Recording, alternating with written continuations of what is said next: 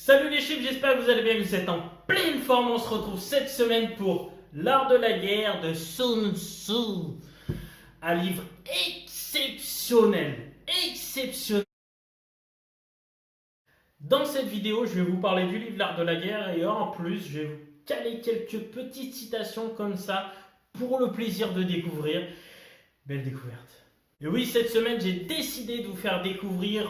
C'est pas réellement un livre, c'est pas un livre qu'on lit comme ça, comme un roman, voilà, qui se savoure. C'est un livre déjà avec un aspect philosophique, on va pas se mentir. Puis c'est un livre qui a une histoire, c'est un livre collector, c'est un emblème culturel pour tout du monde mondial. C'est un livre qui a été écrit il y a plus de 2500 ans. Bon, il est un peu yeuve quand même. Il est un peu yeuve. Il a été écrit par le général Sun Tzu, selon la traduction. Alors, certains disent que c'est un autre général qui l'a écrit, mais bon, on ne saura jamais vraiment. Et dans ce livre, il parle de 13 thèmes au travers de la stratégie militaire, de l'organisation militaire. Et ce qu'il faut savoir, c'est qu'il n'y a aucune traduction exacte. Tout simplement parce que c'est sujet à interprétation, c'est des citations, c'est des choses un peu énigmatiques. Donc, à partir du moment où il y a une interprétation, de par le traducteur, de par celui qui réécrit les préceptes de Sun Tzu, automatiquement, il amène à lui ses croyances et enlève une partie du texte. Donc, le texte exact n'existe pas, tout simplement. Celui-là, c'est la 5e édition, ce livre-là. Honnêtement, il est cool, il est bien fait, il est joli. Moi, je voulais un joli livre. C'est rare que je mette un peu plus d'argent, même s'il ne m'a pas coûté très cher, il m'a coûté un peu moins de 20 euros. C'est rare que je mette beaucoup de l'argent dans l'esthétique d'un livre. Mais là, c'est un emblème, donc j'ai voulu le mettre en avant.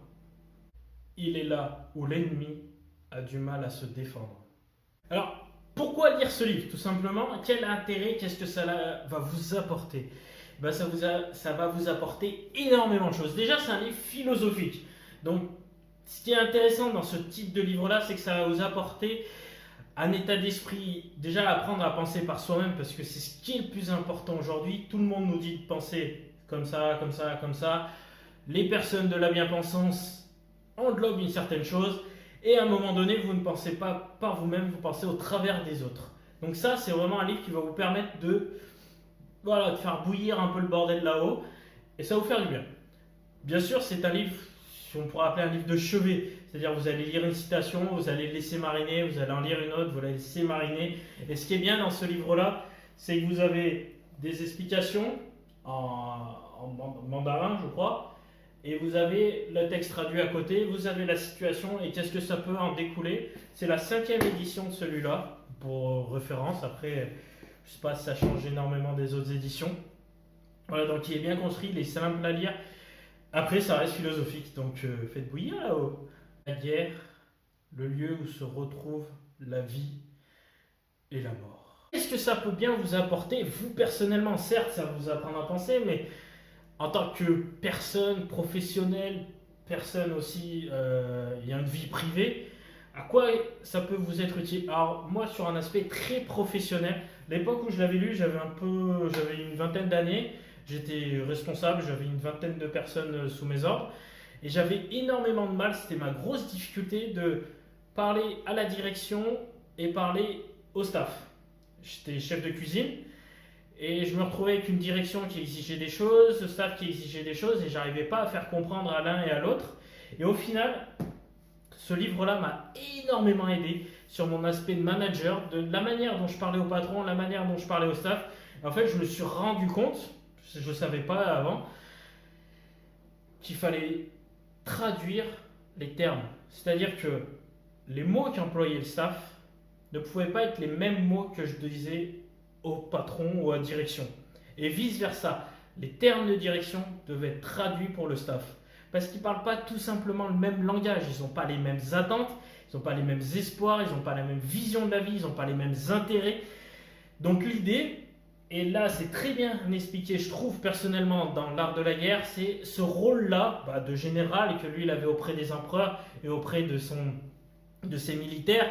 Donc on retrouve un peu ce rôle-là dans un manager.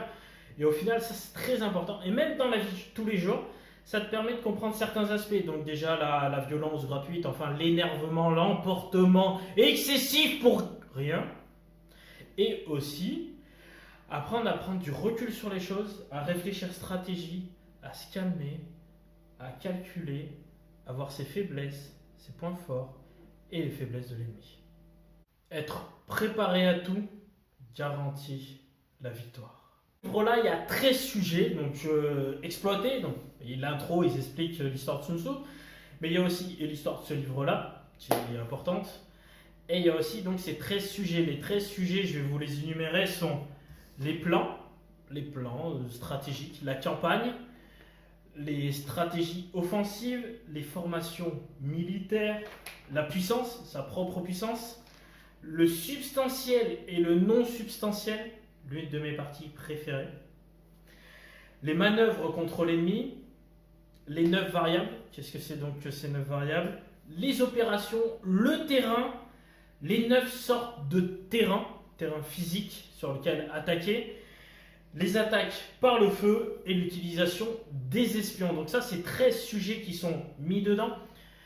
13 sujets où il y a 2-3 citations, textes en fonction, des fois il y en a qu'un, des fois il y en a un peu plus, sur chaque sujet, et ça vous permet d'avoir une globalité et de comprendre une stratégie. Il y a des chemins à ne pas emprunter et des armées à ne pas affronter. L'art de la guerre, c'est bien, mais tout le monde n'a pas envie de faire la guerre, de se battre, tout le monde n'a pas des ennemis. Du coup, moi j'ai trouvé un parallèle très intéressant. Moi, c'est le parallèle qui m'a vraiment fait changer de vie en termes managériels. C'est que avant j'étais chef de cuisine, donc déjà l'approche militaire de brigade, on le retrouve très très facilement en cuisine, en restauration, donc c'est très simple. Moi j'avais 25 cuisiniers sous mes ordres. Honnêtement, c'est très simple de faire un parallèle. Et en plus, j'ai découvert un livre qui s'appelle L'art de diriger au travers de l'art de la guerre. Très honnêtement, si vous êtes manager, que vous avez du mal à gérer, à communiquer, ou ce genre de choses, ce livre-là vous fait comprendre tout cet aspect-là. Vous allez avoir un aspect stratégique sur l'avenir, la stratégie d'entreprise. Vous allez avoir un aspect stratégique interne, comment déjà régler ses problèmes internes avant d'aller s'attaquer à d'autres, comme certains qui créent une société, ça marche un peu, ils en créent 10 d'un coup et tout s'effondre parce qu'au final, ils n'ont pas construit une base solide.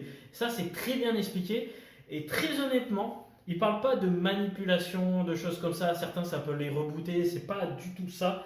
C'est vraiment l'esprit critique, être très factuel, l'autocritique, comprendre ce que nous faisons bien et nous faisons mal avant d'aller attaquer un tel ou un tel sur des secteurs que eux maîtrisent pour se développer.